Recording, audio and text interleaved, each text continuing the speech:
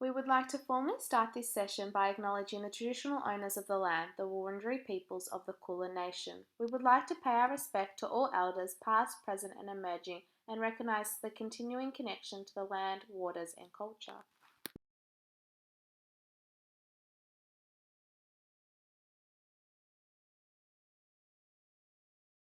Hi guys, and welcome to our PD on environmental literacy. So environmental literacy. Where the sustainability of our environment is critical as a global citizen, we need to be informed in environmental literacies. To be considered literate in environmental literacies means being able to identify environmental issues, question environmental decisions, and analyse whether these decisions are viable. Whilst the Australian curriculum recognises the needs of Aboriginal and Torres Strait Islander peoples in the curriculum, there is no mention of Indigenous practice when it comes to the management of land and sea and the sustainable measures they possess in the cross-curricular priority of sustainability. Our goal as future teachers will be investigating environmental literacy through an Indigenous perspective.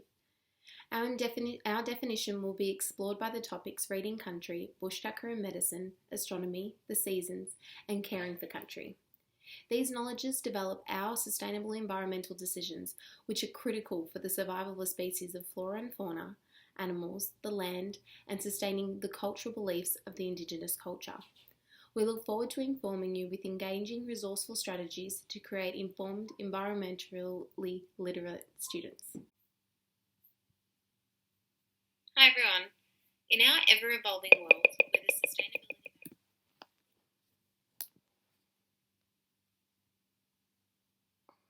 Let's begin with reading country. Country is a living entity which is better understood as a vital interconnected web of social, ecological and spiritual relationships that include both land and sea areas, which are inseparable from each other. Reading country in its most basic definition is the specific knowledges and stories of Aboriginal and Torres Strait Islanders through the observation and histories of country. First Peoples have a wealth of knowledge which has been passed on from their family members and ancestors. This knowledge specifies the importance of life with its connection to sea, land, wind and sky, and how they interact with life, allowing them to read the country and interpret what it means for the future. Reading country heavily relies on the relationship between the custodians of the country, which keep the country balanced and in tune. The creation stories of past and present connect to the order, which means future, and are necessary for the preservation and survival of Indigenous culture, but for country as well. One project which incorporates environmental literacies with an Indigenous perspective is the Jarralara Coolanjara OCL project. This project aims at strengthening the involvement and well-being of Indigenous Australian children by empowering their sense of cultural identity and security. This project has had positive outcomes for teachers as well, as it has developed their appreciation and understanding of how Indigenous students identify with their culture and sense of belonging to country. This provides an essential foundation of learning, where the educational outcomes have developed through the excitement and value in learning.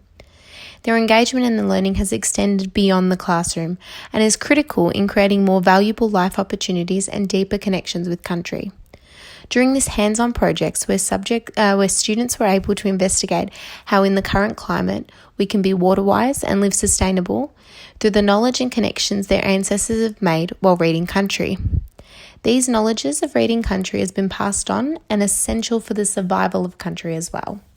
Unfortunately, while learning on country programs highlight the positive and strengths in Indigenous perspectives of reading country, our Eurocentric education system tends to dismiss Indigenous and Torres Strait Islander knowledge regarding reading country and science. Working towards challenging this outcome, collaborative research between both an Indigenous understanding of reading country and a Western research method into the decline of species of Melaleuca has been conducted. Researchers asked the Indigenous elders living and reading on their ancestral land and asked these locals are observant and are well informed in reading country, where environmental change has occurred. Researchers discovered that based on local cultural beliefs, the wallaby has come and taken the water in the basket. When this occurs, there is a dieback of the forest. This reading country suggests that the dieback had occurred before and is connected with the decline of the river. This was then supported by contemporary research which proved that there is a connection between the river water levels and Melaleuca's dieback. This study demonstrates the value of combining knowledge systems in environmental research. As educators, we look to the future of projects like these, which highlights how Reading Country can be extended beyond primary educational contexts. This connection of Reading Country to environmental literacies demonstrates how the histories and knowledges of First People, specifically how they are able to observe the land and make connections, are crucial for the continuous survival of species and sustainable practices. Reading Country and environmental literacy requires a partnership and the recognition of diverse knowledge and systems as they relate to community engagement, learning, and as pathways for future employment. This could lead to opportunities for Indigenous people to be land rangers or conservationists. As the definition of environment literacy suggests, Reading Country is the initial and necessary step in promoting the conscious and continuous care for we want our students to possess as they identify and analyse the sustainable measures of Indigenous Australians and their effects on the environment. This is further developed in Trisha's segment of the presentation Caring for Country. Bush tucker and bush medicine are important aspects within the Indigenous Australian culture. Bush tucker can range anywhere from insects to other animals such as kangaroos or fish. Bush tucker can also include some plants such as fruits and nuts. The Aboriginal and Torres Strait Islander people learned to survive on the animals and plants which surrounded them. They not only had to adapt to their environments, they needed to learn the correct skills and techniques in order to help them hunt and then cook their food. When the Europeans first arrived in Australia, they were unaware that the Aboriginal people were surviving off of their knowledge of the plants and animals around them. As the Indigenous Australians had the knowledge on how to hunt and survive off of their food and environment, the Europeans didn't have the correct knowledge and were unable to survive due to their lack of knowledge. Bush medicines play a major role in the health and well-being of Indigenous Australians. Due to not having access to Western medicine, the Indigenous Australians needed to find different ways to help them when they fall ill. There are many different trees and plants which can help reduce particular symptoms and allow the individual to feel better. Tea tree oil is commonly used as an antiseptic, as well as being used to treat toenail fungal infections and can also treat acne. The billy goat plum, or also known as the kakadu plum, is another bush medicine which can be consumed. This is due to it being a major source of vitamin C. Not only is it a major source of vitamin C, it has 50 times more than an orange. By crushing up parts of a snake vine, it allows for the treatment of headaches and also rheumatoid arthritis. By using the sap and leaves, it was also able to treat sores and wounds. Eucalyptus oil has been used and is still used to help treat pains, fevers, and chills within the body. It is also used within throat lozenges and can relieve cold and flu symptoms. In today's Western society, traditional bush medicines are occasionally used. An example people will commonly use are eucalyptus oil to relieve cold and flu symptoms and ease fevers and chills, and tea tree oil in order to treat acne and fungal infections. Indigenous Australians view health in relation to healing and in a natural way. Although in Western medicine it seems uncommon to use traditional bush medicines as a form of treatment within hospitals, a healing centre within Alice Springs have been able to offer bush medicines which have been used by Indigenous elders who have traditional knowledge and practices which can be shared and practiced with others. A Nankri is a traditional healer who work among hospitals and offer traditional healing. These traditional healers work with hospital staff and are placed to work together to help people get better, no matter how it happens.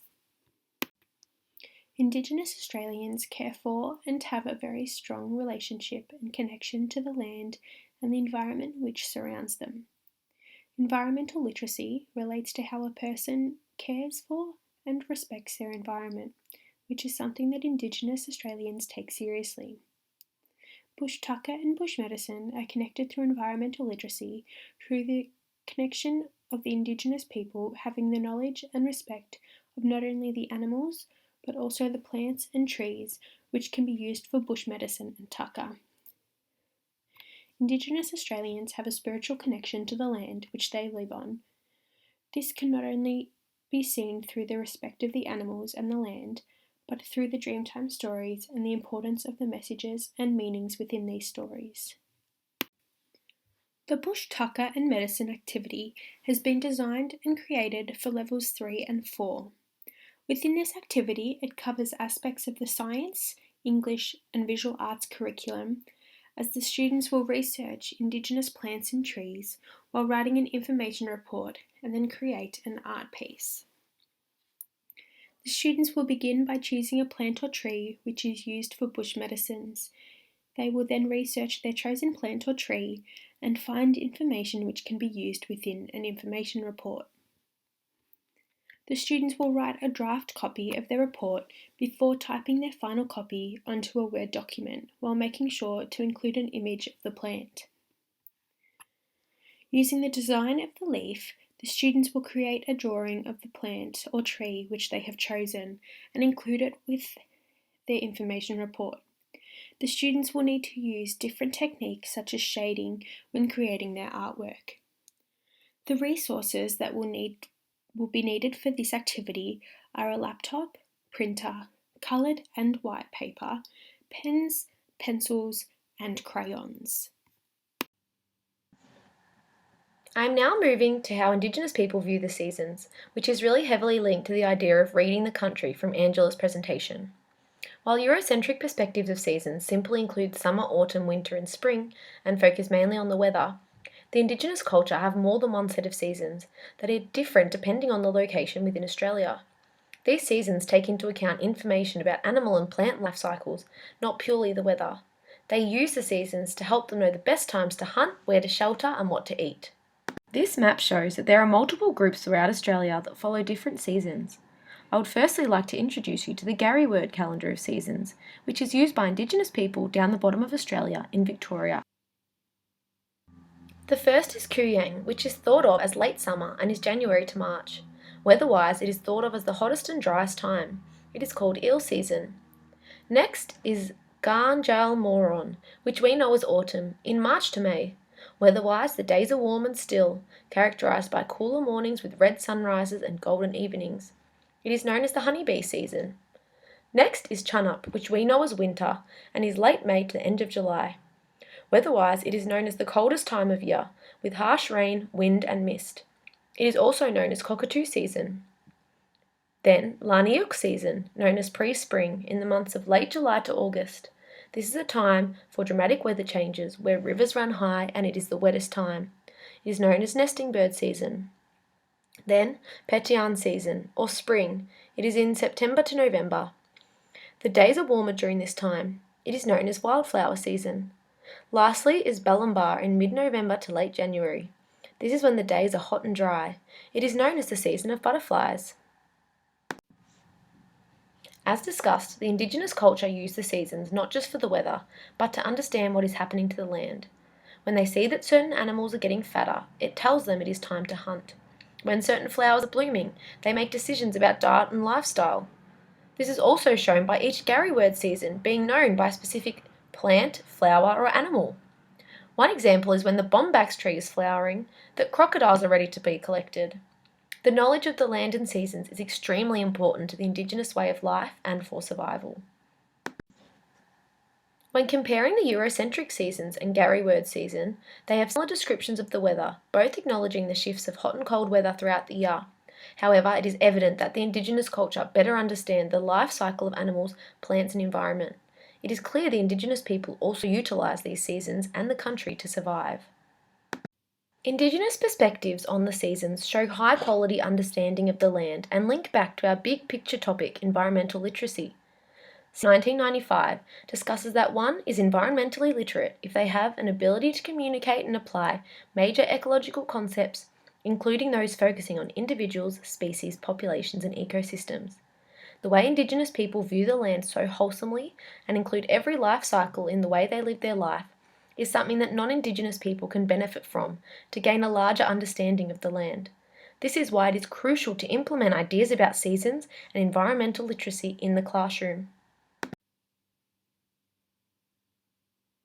For the main part of the lesson, students are to create a poster about Indigenous seasons and astronomy in groups. The teacher is to provide resources for students to use, such as the Bureau of Meteorology website, to find dot points for their poster, to gain an understanding about the interrelation between astronomy and the seasons for Indigenous people. Posters should include the 6 Gary word seasons, 2 dot points about each season, 1 star constellation for each season, and 3 ways the stars help to tell the seasons.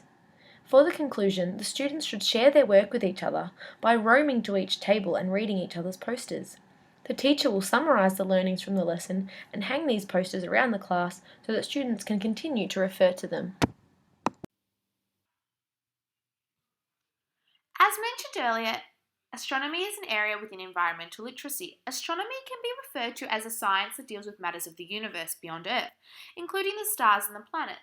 The concepts within astronomy are extremely complex and have been explored for thousands of years. The first people of Australia, being the oldest culture in the world, are in turn the world's oldest astronomers. The Indigenous people believe that what is on Earth is reflected within the skies. They believe that the moon, stars, and sun tell stories of the seasons, spirituality, behaviour, and social order. For a millennium, Aboriginal and Torres Strait Island peoples have been observers of the sky, recording patterns, building a bank of astronomical data. I know we have discussed the First Peoples' connection to country before, but I want to discuss it from the basis of astronomy. This is really crucial to understand, as students may hold the misconception that connection to country is solely to the land and not to the sky. So, Indigenous Australians have a connection to the land through all aspects of being, including physically, emotionally, and spiritually. The land is part of their identity. These connections, especially the spiritual connection, are also experienced with the skies. In fact, Indigenous Australians see the stars as the homes of their ancestors' spirits, animals, and plants. This truly showcases the deep connection that the first people of Australia have with the skies. So far, we have defined astronomy and explored the Indigenous people's connection to country and the sky. It is now time to look deeper into astronomy told through oral tradition, so the Dreamtime stories that have been passed on from generation to generation. I'm sure that a lot of you have heard of Dreamtime stories before, and most of you would have taught this tradition to your students. So today I thought I would briefly discuss one of the most well-known constellations, known as the Seven Stars for Seven Sisters. I say briefly because I could not possibly do it justice in this short window we have together, so instead I will explain the main gist of it to you. However, I will say this, it would be an excellent constellation to explore with your students, especially those in Year 5 and 6. So the Seven Stars for Seven Sisters is known in Western culture as the Pleiades star cluster in the constellation of Taurus. The Seven Stars for Seven Sisters have been traditionally spoken about by Indigenous people with much love and affection. Note the wording. The Indigenous people spoke about the Dreamtime story with much love and affection. Instantly, you're able to see the different perspective that Indigenous people have compared to the Eurocentric views. This would be an important point to explore with your students. It instantly shows the connection that Indigenous people have with the skies and with astronomy. The story tells the journey of seven sisters and is told through multiple language groups within Australia, each changing it ever so slightly. The story discusses the sisters fleeing a man who is wanting to take one of the seven sisters as his wife. The sisters flee by going into the sky at night. It would be worthwhile exploring the different aspects of the story with your students. There are many other traditional stories about the constellations in Aboriginal culture, just like the one of the emu in the sky. Unfortunately, Indigenous astronomy is often not seen as a science like that of Western culture, but as a mythology. We know through extensive research that Aboriginal Australians were observers of the night sky, and these observations played a major part in their social structure and oral tradition. This needs to be made clear to your students. Originally, Eurocentric views implied Indigenous people made little to no discoveries in the sky to an inability to form a numeric system past 4. However, it is well known and well documented that Aboriginal people made a multitude of celestial phenomena, including calendaric, navigational, and cultural. This is why it is so important to teach students the Indigenous views and understandings of astronomy to assist in discrediting the Eurocentric views that are evidently inaccurate. So now I'm just going to go back to linking astronomy back to our overall topic, which is environmental literacy. It is easy to see through the extensive research into Indigenous astronomy and everything discussed that the first people have a strong connection to country, land, sky, and water, making clear they are physically and spiritually connected to the environment. Environmental literacy is all about how people relate to the natural world, their awareness and care for it. Environment, being a Western construction, is basically the Indigenous people's connection to country. They view their country as a living world and they know how to care for it so that it thrives.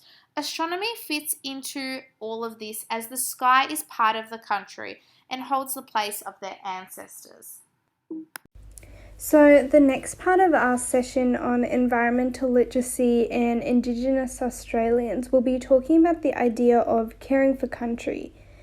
And I've got this quote written down from an Aboriginal elder from Kakadu that I think sums up why caring for country is important for Indigenous peoples. And I especially love the second verse.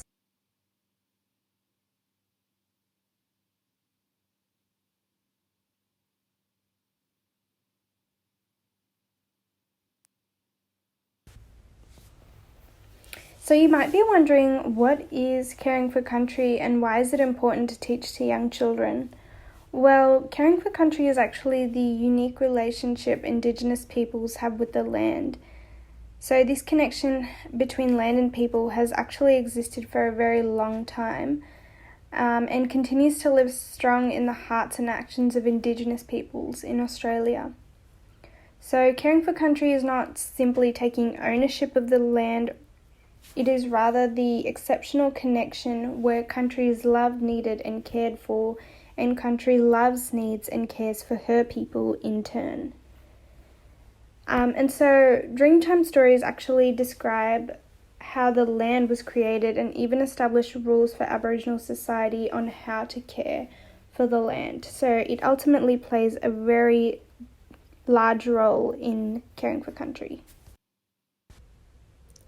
So teaching students perspectives of Indigenous peoples can mean a deeper critical understanding of environmental literacy.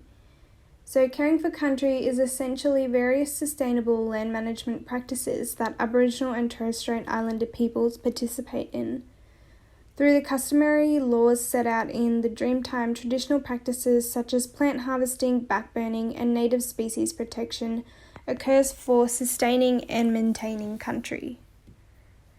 So many of you may know that each traditional group has their unique responsibility to their totem animals and plants that are special and significant to that community, so that is also part of caring for country. As you can see in the mind map, land management encompasses a variety of practices that help lessen the impacts of climate change, protect our borders, and sustain the land for future generations, and that's why it's important to teach our next generation these practices. So researchers break down the many benefits of caring for country. A few of these benefits are included in this slide. For example, identity can be strengthened when there is a strong connection to the land. Elders passing down knowledge can preserve things like language and culture. There are also lots of economic benefits for Indigenous peoples and employment opportunities, and obviously the environmental benefits, which we've already talked about. Okay, so because reading for country and caring for country go hand in hand, it could be beneficial to teach these concepts together in the classroom. So we begin this Year 5/6 lesson with the book Welcome to Country, where you can really unpack key terminology and concepts relating to Indigenous peoples. So you can even discuss the quote, "You can only take from this land what you can give back." And then for the main activity, you will be focusing on this website, which is on your right side. And it actually has a lot to do with Indigenous weather knowledge and focuses on the Grampians region in Victoria, where Indigenous peoples have identified 7 seasons. And essentially students get in groups of 3 to 4 students and prepare short presentations of each of the 7 seasons, and then compare that to the 4 seasons that we have in the Western world.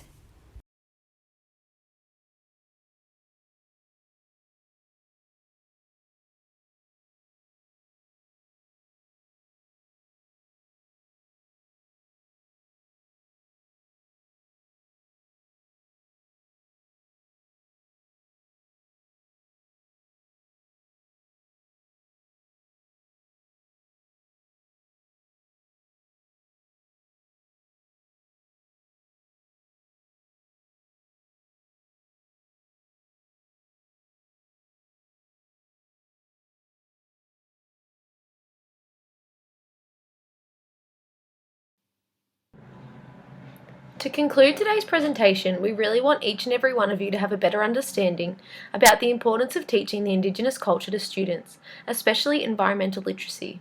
To read and understand the land they live on is a really important part of Indigenous life.